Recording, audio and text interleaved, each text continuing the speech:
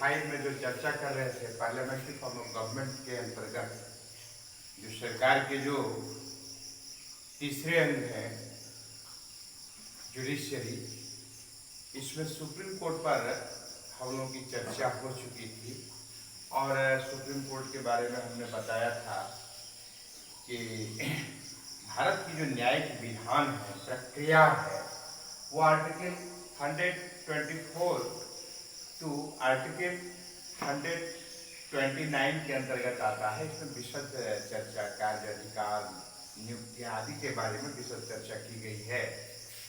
तो उसमें हमने देखा कि भारत में एक न्यायिक विधान है और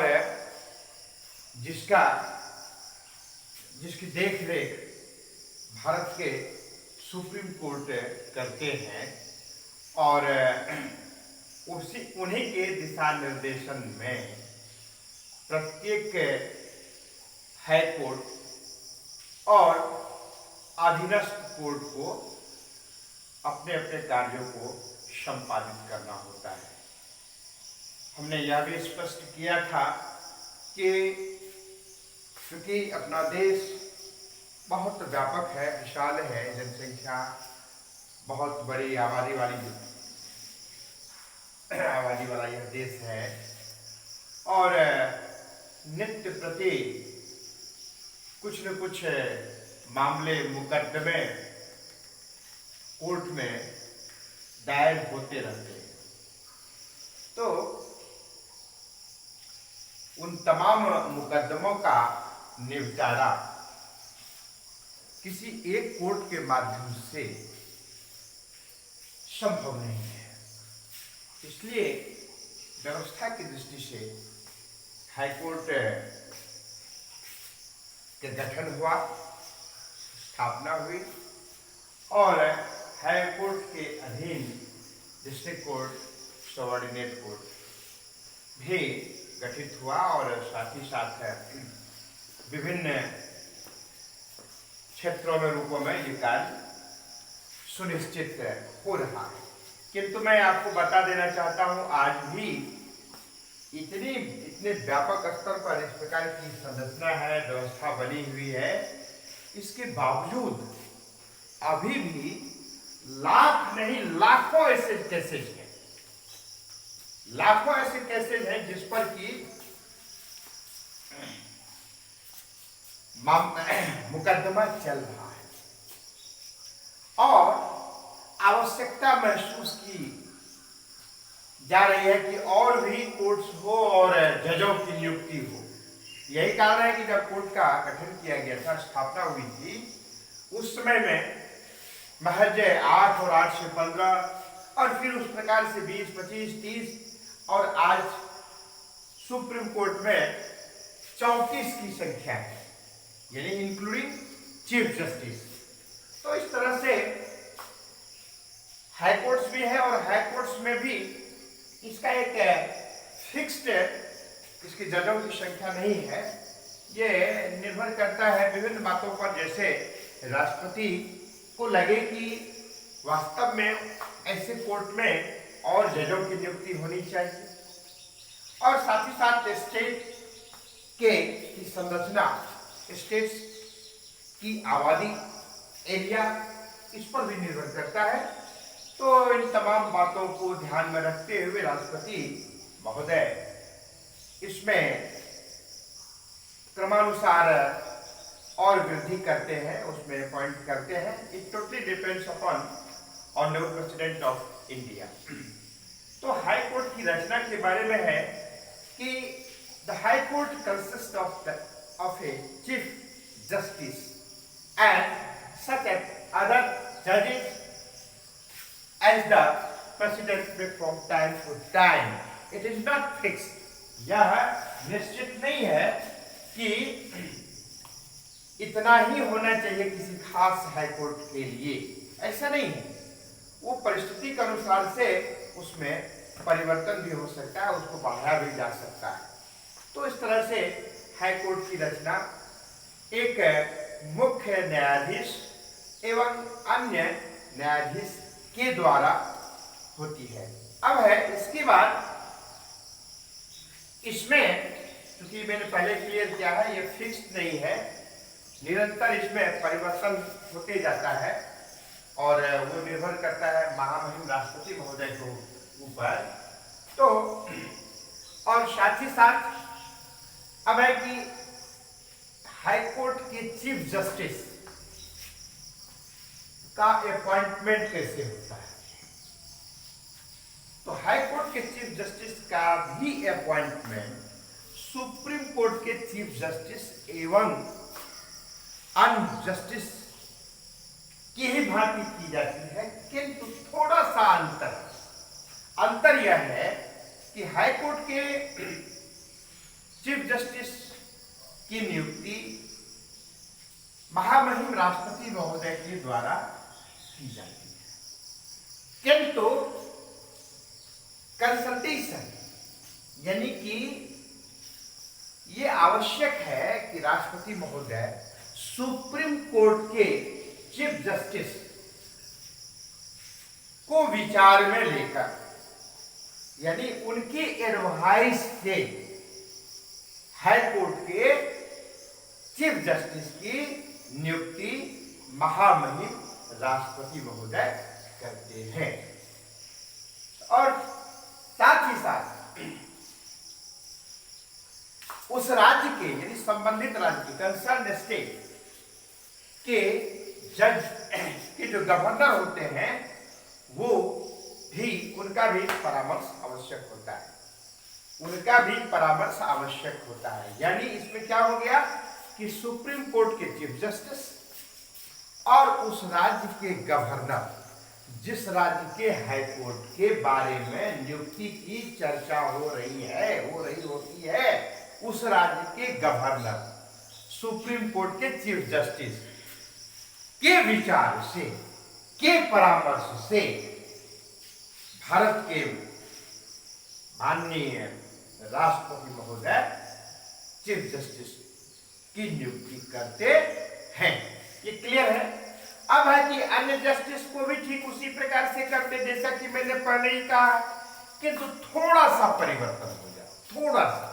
आप ध्यान रखेंगे कि उसमें जो है चीफ जस्टिस की नियुक्ति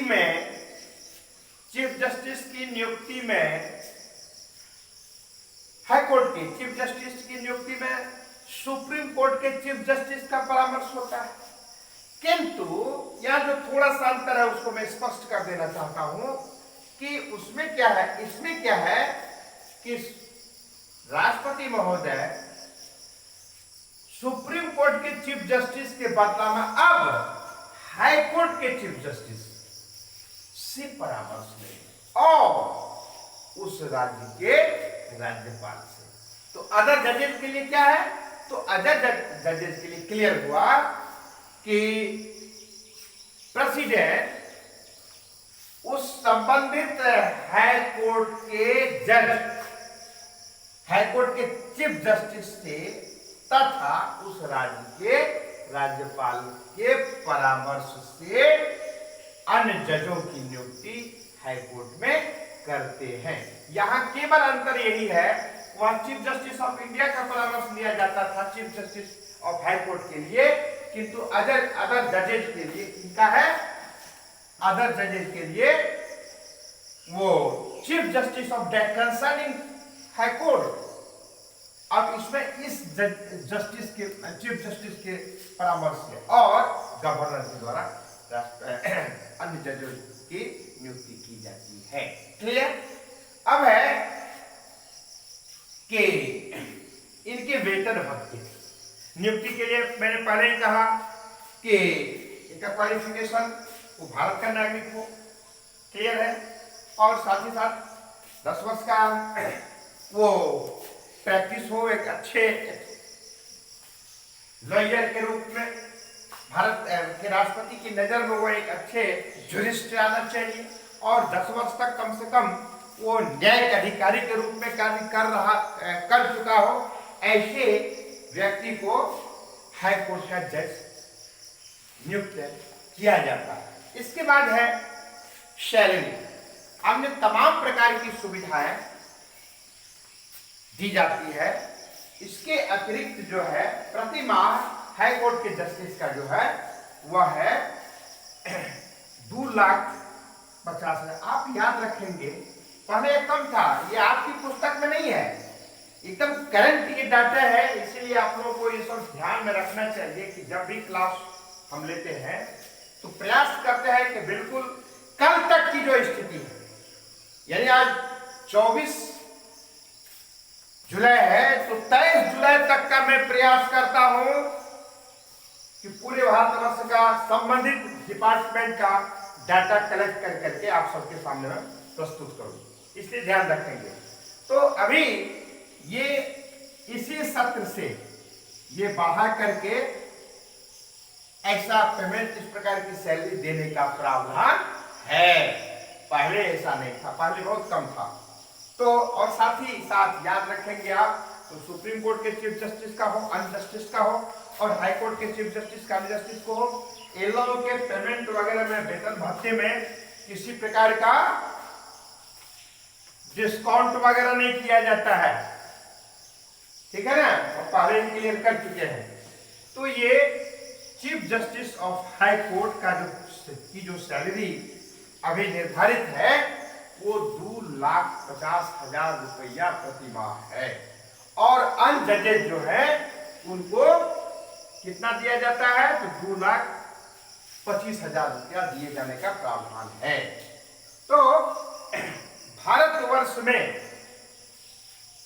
हाई कोर्ट की संख्या के बारे में हम पिछले दिन भी चर्चा किए थे, आपको याद होगा 18 और 15, 15 से 18, 18 से 23, 23 से 24, और अभी वर्तमान में कितनी संख्या है हाई कोर्ट में? हाई कोर्ट की संख्या कितनी है?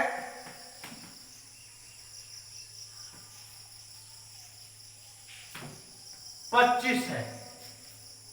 आंध्र प्रदेश के अमरावती हाई कोर्ट 25वां हाई कोर्ट के रूप में जाना गया है। तो इसको हम लोग ध्यान में रखेंगे। वर्तमान में 25 हाई कोर्ट्स हैं। अब है इनका कार्यकाल जो है वो सुप्रीम कोर्ट के जजों की, चीफ जस्टिस की का जो कार्यकाल है वो कितना है? वो है 65 वर्ष। याद रखेंगे, ये सुप्रीम कोर्ट है एससी, इसको एससी शॉर्ट में बोलते हैं, सुप्रीम कोर्ट। और हाई कोर्ट में यह जो एज है वो 62 इयर्स है, 62 वर्ष है। तो इस तरह से हम लोगों ने देखा कि राष्ट्रपति महोदय के द्वारा हाई कोर्ट के चीफ जस्टिस की नियुक्ति होती है, और अनजस्टिस की भी नियुक्ति राष्ट्रपति महोदय ही करते हैं। किंतु हाई कोर्ट के चीफ जस्टिस के परामर्श से तथा उस राज्य के गवर्नर के परामर्श से अन्य जजेस की नियुक्ति करते हैं। फिर उसके लिए क्वालिफिकेशंस को भी, क्योंकि पहले दिन भी चर्चा किए थे, इसको स्पष्ट किया। उसके बाद क्या है, उसके वेतन भत्ते आदि का प्रावधान ऑलरेडी क्लियर है। अब है एक बात कि प्रत्येक राज्य, अधिकांश जो बड़ा बड़ा राज्य है वहां पर हाई कोर्ट है। कुछ छोटे छोटे राज्य जो है उनको वैसे बड़े राज्य में जो हाई कोर्ट्स हैं उनके साथ टैग कर दिया गया है। अभी आपको ज्ञात होगा कि यदि राज्य वाइज भी हाई कोर्ट की स्थापना होती तो कितनी अभी संख्या है, 29 स्टेट्स है उस हिसाब से। लेकिन कुछ राज्य को क्या है कि जो छोटे छोटे राज्य है, 2 या 3 राज्य को एक साथ है उसमें टैग कर दिया जाता है, और इस प्रकार से 25 हाई कोर्ट्स के द्वारा विभिन्न मामले मुकदमे पर सुनवाई होती है। हमने पहले ही कहा था सुप्रीम कोर्ट के चीफ जस्टिस का, अनजस्टिस का को हटाने का पहले से, मतलब हटाने के, रिमूवल ऑफ द जजेज of supreme court and high court, यह भी जो है प्रावधान है, किंतु थोड़ा सा प्रक्रिया जटिल है। जैसे राष्ट्रपति को हटाने के लिए उनके पद से कार्यकाल को पूरा करने से पहले हमने कहा था इम्पीचमेंट के द्वारा किया जाता है, तो बहुत कठिन प्रक्रिया है, बहुत कठिन कॉम्प्लिकेटेड है, ये नहीं के बराबर, आज तक ऐसा नहीं हुआ, किंतु ऐसा प्रावधान है। और उसके लिए वो किस परिस्थिति में इस प्रकार की स्थिति बनती है हमने ऑलरेडी क्लियर कर चुका है। उसी प्रकार से थोड़ा सा अंतर है कि जजेस को भी कार्यकाल से पहले भी हटाया जा सकता है, किंतु उसमें क्या है कि दोनों सदनों के, संसद के दोनों सदनों के सदस्यों का 2/3 मेजोरिटी का होना आवश्यक होता है, जो बहुत कठिन है। यहाँ गवर्नमेंट फॉर्म करने के लिए मोर देन 50% पे तो 13-15 बीत जाता है। ये बात अलग है कि माननीय नरेंद्र मोदी जी के कालखंड में दोनों बार एब्सोल्यूट मेजोरिटी के साथ सरकार बनी है, ये अलग बात है। लेकिन इतिहास को यदि हम देखते हैं तो प्रथम द्वितीय के बाद के कालखंड में इधर से उधर से खींच के, जोड़ के, तोड़ के, न जाने विभिन्न राज्यों में तो आप देख ही रहे हैं क्या स्थिति बनती जा रही है। तो ये बहुत कठिन कार्य है, किंतु ऐसा प्रावधान है। अब है कि ट्रांसफर एक राज्य से दूसरे राज्य में, एक हाई कोर्ट से दूसरे हाई कोर्ट में जजों को कैसे ट्रांसफर किया जाता है, इसके बारे में हम लोग जानते हैं कि उसमें सुप्रीम कोर्ट के चीफ जस्टिस से प्रेसिडेंट क्या करते हैं, सलाह लेते हैं, परामर्श लेते हैं, ठीक है। और उस आधार पर एक हाई कोर्ट से दूसरे हाई कोर्ट में उसका ट्रांसफर होता है। यह भी क्लियर हो गया कि कार्यकाल से पहले भी, पूरा होने से पहले भी जजेस को हटाया जा सकता है, ऐसा विधान है, किंतु कठिन विधान है, ठीक है ना। ऐसा सामान्यतया नहीं होता है, लेकिन ऐसा भी प्रावधान है, आप लोग जाने। अब हम जैसा कि एक उदाहरण देते हैं कि आप जिस राज्य में रहते हैं उस राज्य के हाईकोर्ट का क्या नाम है, पटना हाईकोर्ट। तो पटना हाईकोर्ट की स्थापना के बारे में मैंने पहले भी कहा था, 1916 ईस्वी में इसकी स्थापना हुई थी और वर्तमान में 3 फरवरी 1916 में पटना हाईकोर्ट एस्टेब्लिश हुआ था और वर्तमान में इसके चीफ जस्टिस का, पटना हाईकोर्ट के चीफ जस्टिस का क्या नाम है, जस्टिस अमरेश्वर प्रताप शाही। जस्टिस मैं लिख दिया अमरेश्वर प्रताप शाही। और 1916 ईस्वी में इसकी स्थापना हुई। यह भी हमने क्लियर किया था कि भारतवर्ष में सबसे पुराना हाईकोर्ट किसे कहा जाता है। 4 हाईकोर्ट था, किंतु उसमें डेट के महीना के हिसाब से सबसे पहले कोलकाता हाईकोर्ट की स्थापना की गई थी 1862 ईस्वी में 2 जुलाई के दिन। यह भी हमने ऑलरेडी यहाँ पर क्लियर कर दिया है। और आप सबको पहले ही हमने क्लियर किया था कि आर्टिकल 124A टू आर्टिकल 129 में विशद अधिकार, कार्यक्षेत्र, नियुक्ति आदि का विधान है हाईकोर्ट के जजेस की नियुक्ति के बारे में। तो अब एक बात और क्लियर हो रहा है कि हाईकोर्ट का चीफ जस्टिस हो या अन्य जस्टिस हो, इसको नियुक्त करने के लिए जो स्पष्ट किया गया है कि पहला क्या था कि सुप्रीम कोर्ट के चीफ जस्टिस के एडवाइस से हाई कोर्ट के चीफ जस्टिस को और हाई कोर्ट के अन्य जजेस को हाई कोर्ट के चीफ जस्टिस के एडवाइस से राष्ट्रपति अन्य जजों की नियुक्ति करते हैं। यही बेसिक अंतर है, बाकी सब यथावत है। और इस प्रकार से आपने देखा। अब एक बात और हम ध्यान में रखना चाहिए कि इसके power and function of high courts. What are the power and functions of high courts, यानी हाई कोर्ट्स के क्या क्या अधिकार, कार्य क्षेत्र हैं, इसको हम लोग को चर्चा करनी है। तो हमारे एक मित्र बहुत देर से वेट कर रहे, लगता है कि मुझे आज यहीं पर समाप्त करना होगा। तो अगले दिन, कल भी संयोग से हमारी घंटी 8 में ही है, तो हम power and function of high court के बारे में चर्चा करेंगे। आज की कक्षा में इतना ही। धन्यवाद।